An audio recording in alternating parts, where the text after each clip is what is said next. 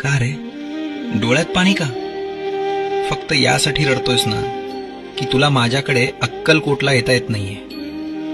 इतर लोक जातात आणि तुला मात्र परिस्थितीनं बांधून ठेवलंय याचं वाईट वाटतंय ना. तू तिथे येऊन त्या गर्दीत मला शोधतोस, पण मी तर तुझ्या घरातल्या त्या कोपऱ्यात तुझ्या देव्हाऱ्यात मांडी घालून बसलोय.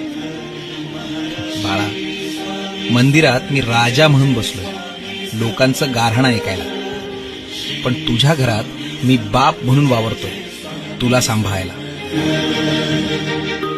मग राजाच्या दरबारात जाणं महत्वाचं की बापाच्या मांडीवर बसणं महत्वाचं?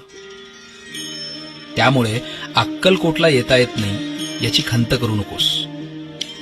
आत्ता याच क्षणी डोळे मिट आणि बघ, मी तुझ्यासमोर उभा नाहीये, तर मी तुझ्या आत बसलोय.